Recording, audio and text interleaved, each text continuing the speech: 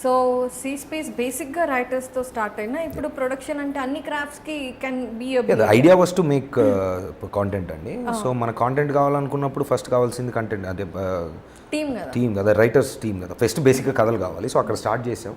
Then slowly we have ఇప్పుడు ఈ project execute చేసాం. సో ఇప్పుడున్న ఎక్స్పీరియన్స్తో, ఇప్పుడున్న కాంటెంట్తో, ఇప్పుడున్న టీమ్తో slowly will be making more అని చెప్పాలి. యా, సో కంగ్రాచులేషన్స్, అది చాలా మంచి ఇనిషియేటివ్, మన ఇండస్ట్రీకి కావాల్సిన initiative.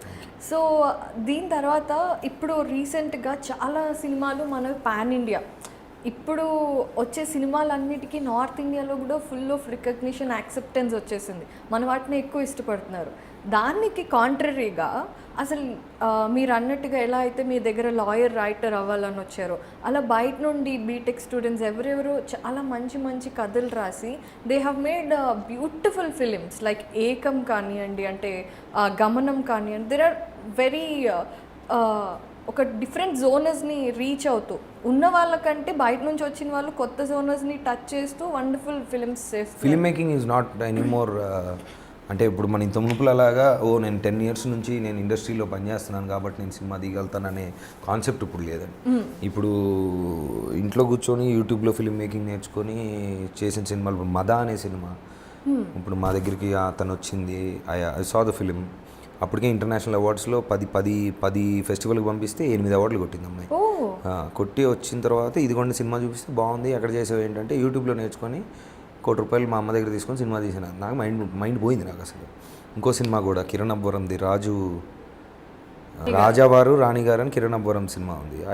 I love that film. నేను ఫోన్ చేస్తే డైరెక్టర్కి నేను యూట్యూబ్లో నేర్చుకున్నాను అన్నాడు.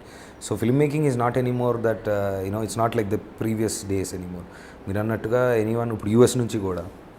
So it's whole different scenario నవ్వండి. ఇప్పుడు కెమెరాలు ఇంత మునుపులాగా ఎక్స్పెన్సివ్ కాదు. ఐఫోన్లో కూడా సినిమాలు తీయచ్చు.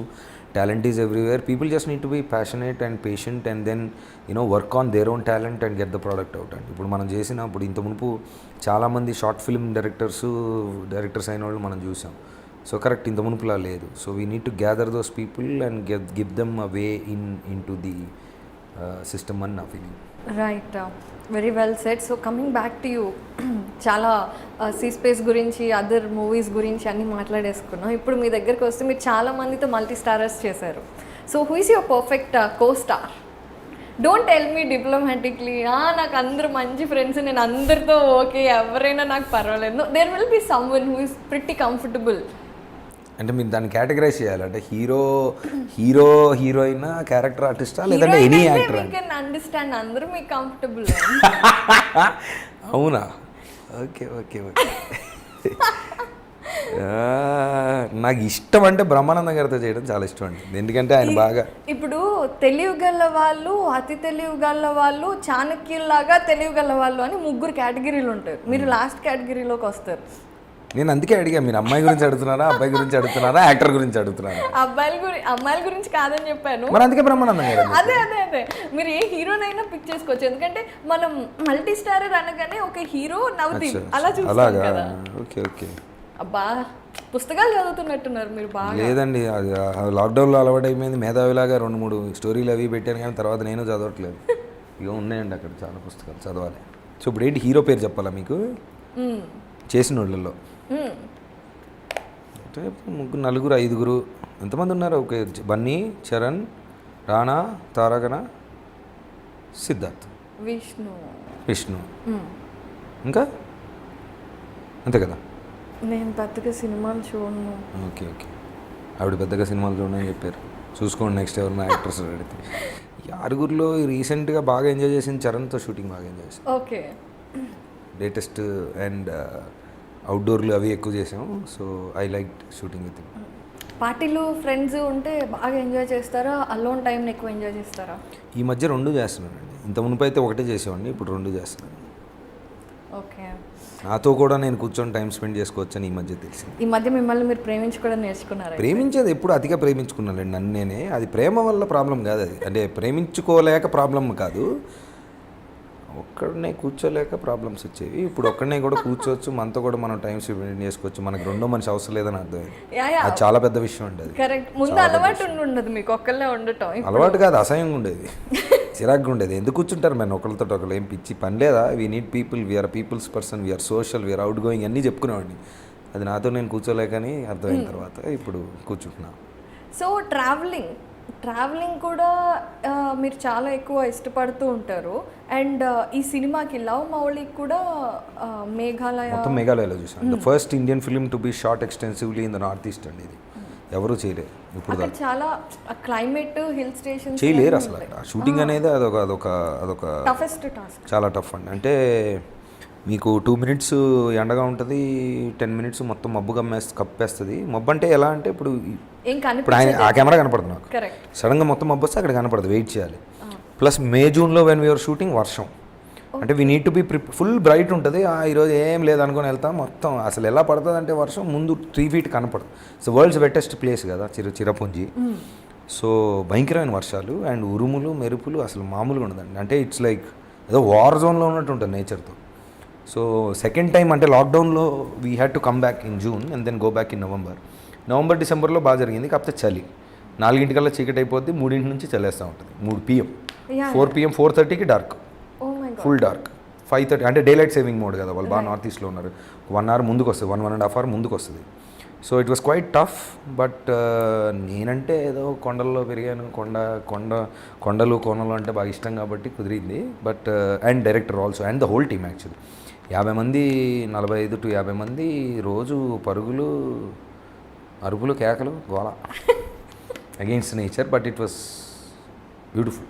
అంటే అందరికీ 60 రోజులు అవుట్డోర్ తర్వాత మామూలుగా ఫిలిం ఇండస్ట్రీలో జరిగిన సినిమా షూట్ అనేది ఎక్కడైనా 60 రోజులు నువ్వు బయట అవుట్డోర్లో ఎక్స్ట్రీమ్ వెదర్లో వాక్స్, ట్రెక్స్, సరిగా ఫుడ్ అంత గొప్పగా అప్పుడు ఎంత అంటే అక్కడ లోకల్ ఫుడ్ కాదు, మనం తీసుకెళ్ళినా ఏదో ఫుడ్ ప్రాబ్లమ్స్, లాజిస్టిక్స్ ఇవన్నీ దాటిన తర్వాత 60 రోజులకి పారిపోవాలని చూడాలి జనాలు. మామూలుగా వెళ్ళిపోవాలి అంటే అమ్మయ్య అయిపోయిందని వెళ్ళిపోవాలి.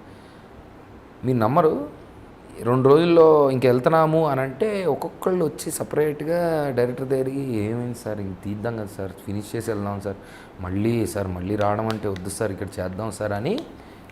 లాక్డౌన్లో ఏది ఇంటికి వస్తే లాక్డౌన్, అది maybe that was 10% or 20% of the reason why they didn't want to go. But the other 80% was the whole experience of that shoot. The whole vibe that was there in the shoot. అసలు అదొక అద్భుతం. So philosophy కూడా బాగా మాట్లాడతారు అనమాట నవదీప్ గారు. జీవితంలో దెబ్బలు ఎక్కువ తగిలితే ఫిలాసఫీ వస్తుంది. బట్ యు నో వాట్, చాలా మందికి దెబ్బలు తగులుతాయి, వాటిని ఇలా దులిపేసుకొని మళ్ళీ సక్సెస్ వైపు పరిగెత్తే యాటిట్యూడ్ చాలా కొద్ది మందికి ఉంటుంది. And one of them is you. So love Mouli, Navdeep 2.0 అసలు చాలా బస్ క్రియేట్ చేశారు కదా. సో ఏంటి ఇది లవ్ మౌళి? ఎక్కువ అడగద్దు అని ముందే చెప్పేశారు. బట్ చూస్తుంటే ఎలా ఉందంటే ఇప్పుడు అందరూ వాళ్ళ కెరీర్స్లో ఇరిటేట్ అయిపోయి పాండమిక్లో ప్రతి ఒక్కరికి జ్ఞానోదయం అయినట్టుంది.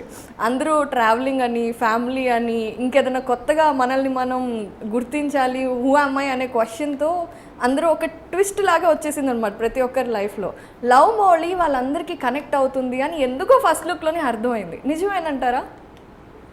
పార్షల్లీ ట్రూ అండి. అంటే చాలా టాపిక్స్ మీరు దాంట్లో మిక్స్ చేశారు. ఒకటేంటంటే పాండమిక్ వల్ల హోల్ హ్యూమానిటీ కలెక్టివ్ కాన్షియస్నెస్ అనేది కొంచెం మారిందని నా ఫీలింగ్ అండి.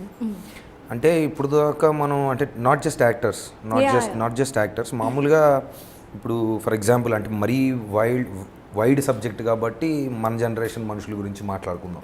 అంటే మనం కలిసి అంటే వాటెవర్ మన ఏజ్ జనరేషన్ గురించి మాట్లాడుకుంటే జనరిక్గా మనం ఒక పరుగు అనేది అందరికీ అలవాటైంది. లెగిసి మనం ఇది చేయాలి, లెగిసి అది చేయాలి, అది సాధించాలి, ఇంటి బయటికి వెళ్ళి సాధించాలి, మనం అది చేయాలి, ఇది చేయాలని పరిగెడుతూ ఉన్నాం. That was what we were taught.